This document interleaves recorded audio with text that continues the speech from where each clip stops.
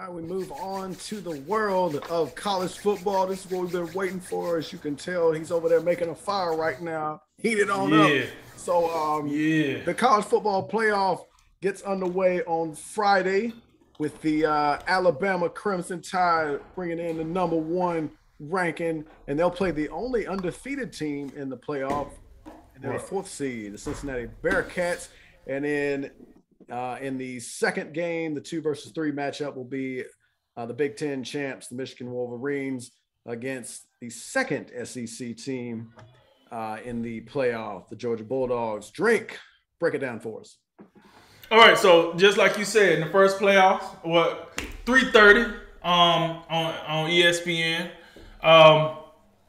You got #1 seed Alabama Crimson Tide, the SEC champs, and then you're going against the #4 seed Cincinnati Bearcats, the AAC champs. AAC champs, yep. Oh yeah, the AAC. I was making sure you didn't. I was gonna give them their credit. No, I was gonna give them their credit. You know what I'm saying? I'm gonna give them their credit. You know what I'm saying? I'm gonna do it right. So with that game going off at 3:30, listen, folks. Here's the deal, and I think we seen a little of this when Alabama played Georgia. I'm not saying Cincinnati is not a good team. Hell, I'm even gonna tell you, if we was gonna put a group of 5 team in, let it be Cincinnati. They deserve it. Why not? Welcome to the party. Now what you gonna do? And the problem with this is, do I think Cincinnati got a chance to win? Yes. Any team that plays has a chance to win. But Georgia also had a chance to win. And the reason I bring up Georgia is because the reason I think Alabama played Georgia the way they played them is because who you play and how you play them matters. And Cincinnati, prime example today. When Houston beat Auburn in the Birmingham Bowl, I wonder how excited Auburn was to be in the Birmingham Bowl, being that they from the state of Alabama. Well, either way, so you had that game happen today. Houston wins that game. Now the storyline is, well, Houston beat an Auburn team that Alabama had to go into 4 overtimes to beat. And it's just inaccurate, folks. Houston did beat Auburn. Alabama did go into 4 overtimes with Auburn. 2 different Auburn teams, though. You better knock it off. These dudes then opt out of the game and everything. Their best player's not even playing in this game. I fast forward to the point I was making was, Notre Dame is the only team on their schedule where I'm like, okay, that was Division I talent right there. Okay, I give them that. That was a legit win. I look at these other teams. I guess I throw a bone with Indiana, but Indiana turned out not even be that good this year. But I look at those other teams and I'm like, show me the Texas A&M. You know what I'm saying? Show me the Georgia. Show me the Arkansas of the group. Arkansas. Let me bring in Arkansas. So Arkansas is significant because of this. Arkansas runs a defense, the 3-3-5 defense, right? This is also the defense that Cincinnati runs. Now, I think it's going to be very, very problematic for Cincinnati if they do that. Because they just, my personal opinion, they don't have the athletes that's going to be able to grind it, I think, first quarter, second quarter, third quarter. I think first quarter you might be fine when everything is scripted. But they don't have the athletes Arkansas had. And as you've seen, that defense will get you behind really fast if you can't move the ball. And I'm not quite sure. I know people like to clown on Alabama defense. It ain't as good as it used to be. And I got it. But it ain't terrible either. I'll tell you right now, it's a good defense. Yeah, the secondary jacks up. They do. It is what it is. I don't know if you got the talent to make them jack up, though. I just keep it real. I looked at the Georgia game. As much talent as they got, they didn't have the talent to make them really jack up. When they scored, it wasn't all busted plays. They just drove the ball and scored.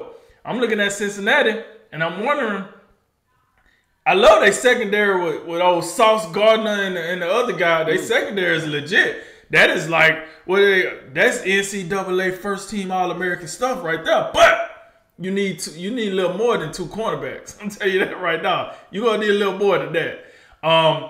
And the only thing I can say about this game to keep it real is if Alabama comes in there focused, playing their game, this is gonna be over quick.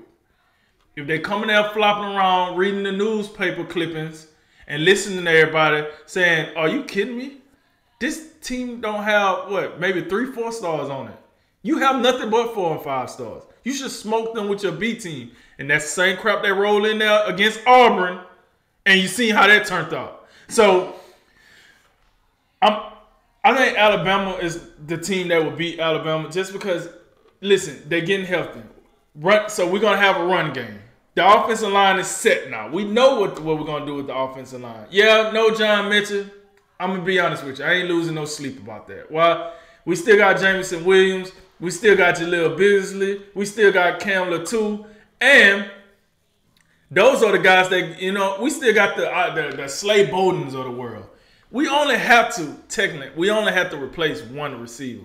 And I think I got a good feeling who the one receiver is going to be. Oh, maybe the guy that caught the game-winning catch at Auburn. I mean, the guy that got us in the overtime at Auburn. Maybe that guy might just be the receiver. But it doesn't need to hear all that. So, I look at all that. I mean, I get what people saying. Well, Alabama lost their supposedly number 1 receiver. I think we could say he was number 2. And the Cincinnati strength is their cornerbacks. That's going to be problematic. Why? Why would that be problematic? Bryce Young just going to do a lot of check downs. What else you got for me? So, not to harp on that one because I think Alabama's gonna win this one pretty comfortably. I don't think this is gonna be like as tight as people looking at it. I'm gonna say 35-17 as the ending score. I think we take care of business here. The one that really need a little talking to is number 2, the number 2 Michigan Wolverines, the Big Ten champs. And the number 3 Georgia Bulldogs, that large bid. So that's the game. I think that's the game that got me like, I don't quite know because Michigan has shown with McNamara and the other quarterback, they play like somewhat of a. I don't think they do this on purpose. Maybe they do it on purpose, but like a 2 quarterback like set where they got the running quarterback and the passing quarterback, and they play them frequently. And my thing is, Michigan has to run the ball. That's their key to success. Georgia had made it very clear, even against Alabama, you're not running the ball unless your offensive line is just the God's honest truth, and we can't get our linebackers back there at all. And I'm here to say, I just don't think that's going to happen. I don't think no team can stop Georgia from getting back there and stopping the run. I'm just going to keep it real. Now, to the point that I made when after championship week, how do you beat Georgia? You have to throw it over the top of their head. I don't know if Michigan got the dudes to throw it over the top of their head. They got some dudes to make a play or two. But I'm looking at McLemore and his other quarterback. I'm like, yeah, they could make some plays.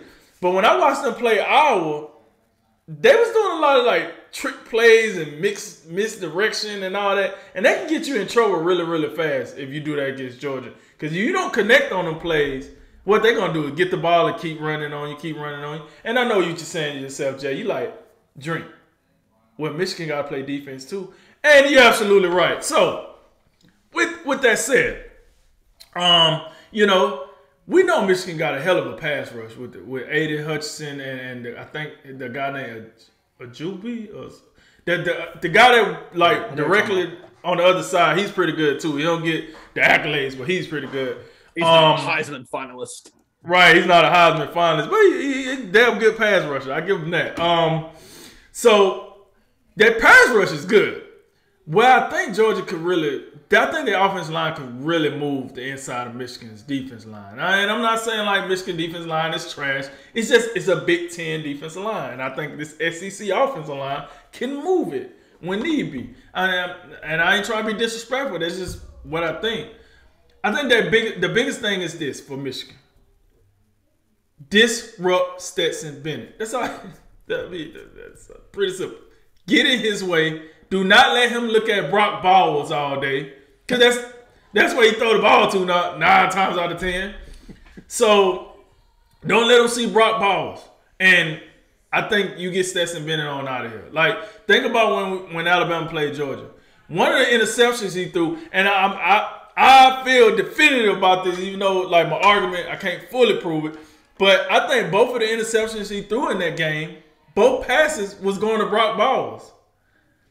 And he did the same exact thing last year.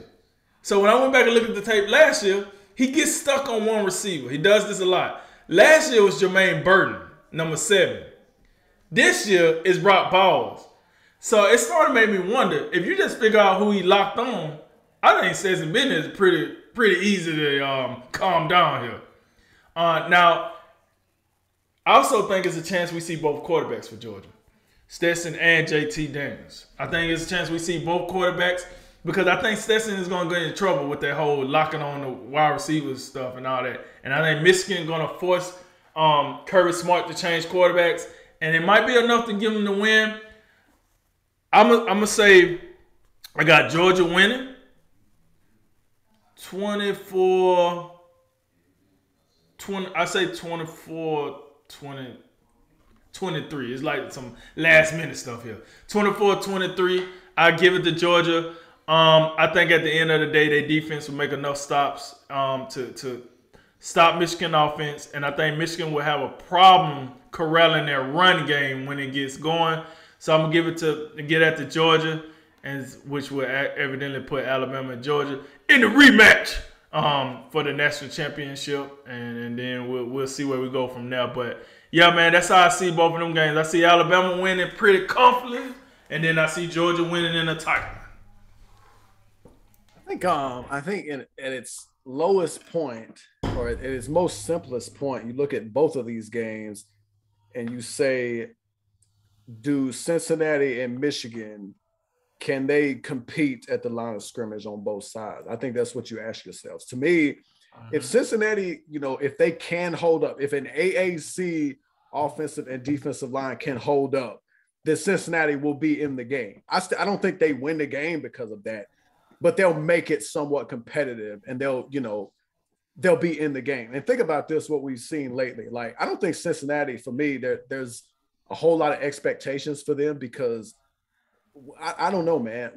I'd have to look at this, but I'm not recalling lately the last time a 4 seed did anything special. You know what I'm saying? Like, for Oklahoma for years was the 4 seed that they flopped around, won the Big 12, and then just got knocked out of here.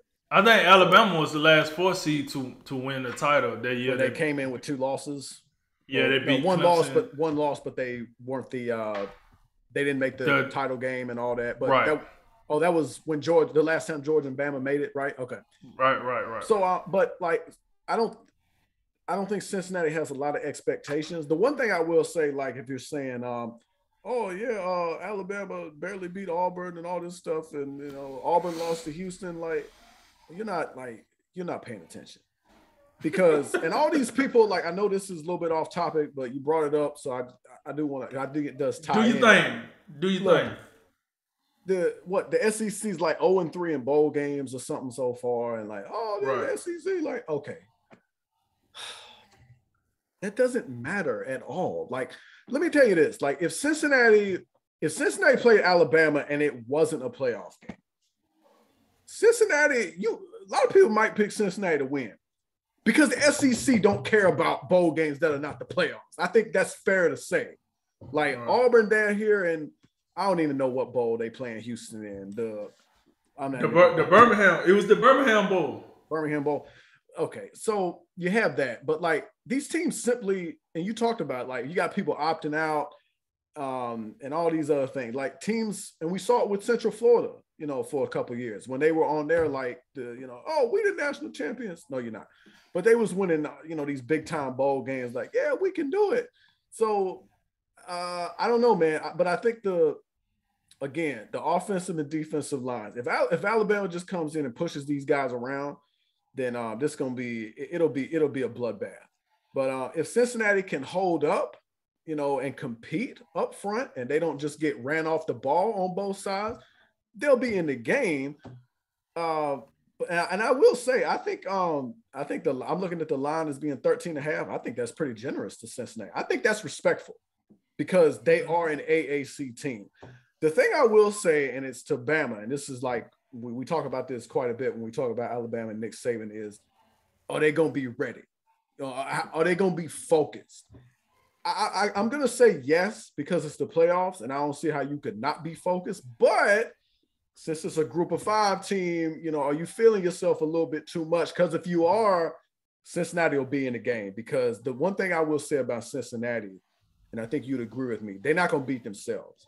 Like, you're going to have to beat them because you don't go 13-0 and have all the success they had last year by just being, they're not here pussyfooting around. I know you don't like their schedule, and I get all that. You got Notre Dame, and then there's no other impressive wins because you play in the AAC. I understand.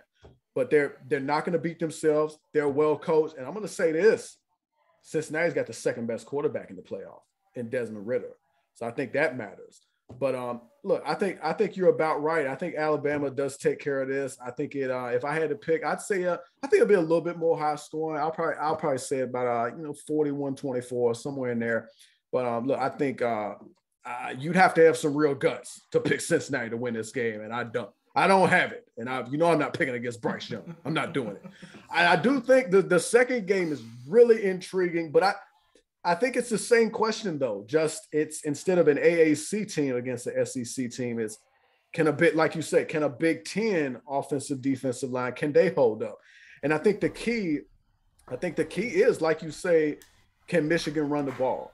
If Michigan can run the ball, I think they have a great chance. But if they can't run the ball and they have to throw it, then McNamara, I don't think he's getting it done. But the thing is, like, this is a matchup where I would probably take the under in this game because I don't think either team has the quarterback to get it done. The thing is, I think if Michigan can't run the ball, can their defense, do they have the defensive line to stay in it and make it about, because if you have a situation where Michigan's getting pushed around when their defense is on the field and it's just Zamir White this way and James Cook this way, and they're just doing whatever, then like I was saying, when Alabama played Georgia, you're gonna have to make Stetson Bennett beat you. And if you take the run game away and you make it about Stetson Bennett, I don't think he's gonna be able to get it done against Alabama. So that's the key. Look, if Michigan's offense and the defensive lines can hold up, then you make it about the quarterbacks. And then in that case, whichever quarterback does not make the mistakes, their team will win the game. In the end, I have a hard time picking against Georgia. I think, we talked about this a little bit. We ran down their schedule and like, man, this defense, best defense we ever seen in our lives. And then we're like, oh man, they didn't play no quarterbacks really. When we saw Bryce Young light them on up, but this is the same thing, Drink. I mean, K. McNamara, ain't nothing to write home. I told you, I mean it. Desmond Ridder's better than both of these guys, which is a shame because if Georgia or Michigan had Desmond Ridder, then I think we'd have something to talk about come the final. But no, I think Georgia will win this game, and we will have a rematch, just like we had a rematch in 2018, I believe. But I think this is a case like overall, again, you can, and you look, whoever's Danny Cannell and whoever else think they're an expert, like, oh yeah, bowl game. If you're making, assessments based off the first 2 weeks of bowl games that no one cares about, then you're not serious. Like, the SEC gonna get judged off what they do right here, and we're gonna have an all SEC final, and I guess everybody can weep about it. That's not an SEC fan because that's what we're gonna see. Drink. That's what I think we'll see. I think Michigan. I'm all about it. I think, yeah, and I think Georgia. I think this was really low scoring. I think I'll go 23-20. Georgia wins this one, and we'll see Alabama and Georgia for the big one.